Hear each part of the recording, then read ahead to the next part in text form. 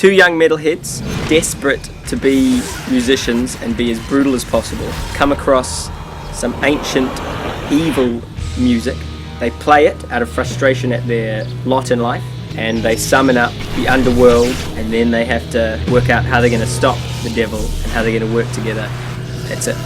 You're pretty good at whacking guys off, bro.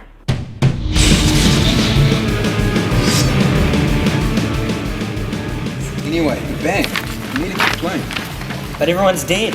Can't keep playing his Deathgasm, just doesn't feel right. Brody, he never really fit in. He kind of went, you know what? If people aren't going to accept me, I'm just going to be who I am and do what I do and like what I like, and they'll have to live with it. And so he's quite happy to like grow his hair long and like wear spikes and studs and wear the metal outfit. I don't know if that helps him socially. I think maybe he gets a little bit of self-esteem from the fact that he's sticking to something that he believes in. Look, I'll come because you really suck at this. Also, it's kind of fun stabbing things, but we need to get some less shit weapons. I think Zach does represent like what people would be like if they couldn't lie or if they couldn't socialise. Are you stealing petrol? No, I'm stealing diesel.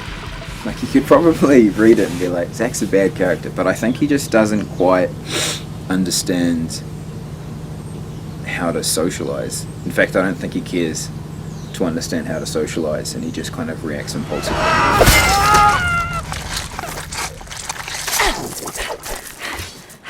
Medina! What's up? Okay, well, I play Medina. Medina is a good little Christian girl, very high achiever, wants to get out of the town, I think, wants more for herself. She lives with her overprotective father. She's in a relationship with the kind of jock, popular guy, popular girl, and she's really intrigued with Brody. So, the other day in maths, like Mr. Capenhurst is such a dick. So I think Medina's an interesting character to play for me.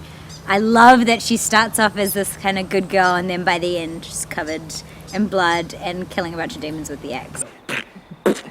I really liked the day when we were in the garage, in Uncle and Auntie's garage, and we were thinking up metal names. What are we called? Murder boner? Toothed vagina. Oh, maggot spoon. That hit the tone of the movie, the whole movie, pretty nicely.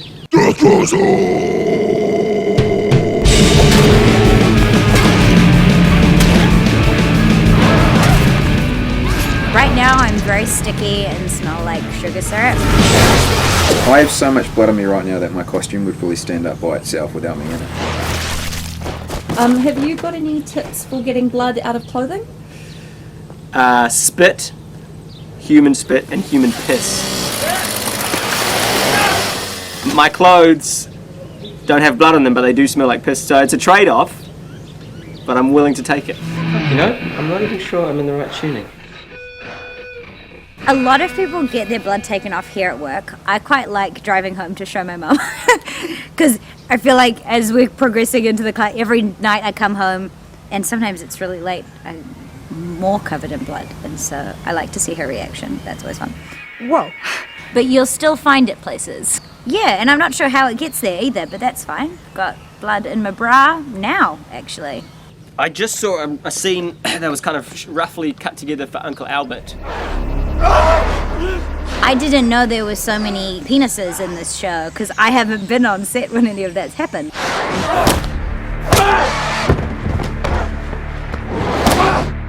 Having your jaw broken off with a dildo and then probably bleeding to deaths, it's not the nicest way to go. What a great way to go. Every day, because we're obviously shooting out of order, every single bit of blood on me has been photographed.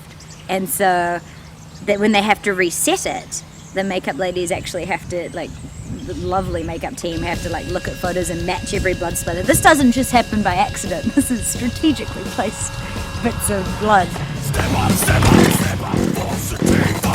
It's unique because you don't get a lot of metal horror comedies. Okay, you get some horror comedies, you get some comedies, but metal horror comedies, that's the trifecta that you don't see a lot. Older Christian people maybe should steer clear. Yeah, I don't know if there's a lot for them in this. Yeah, so there's a wide range of people who should see this film.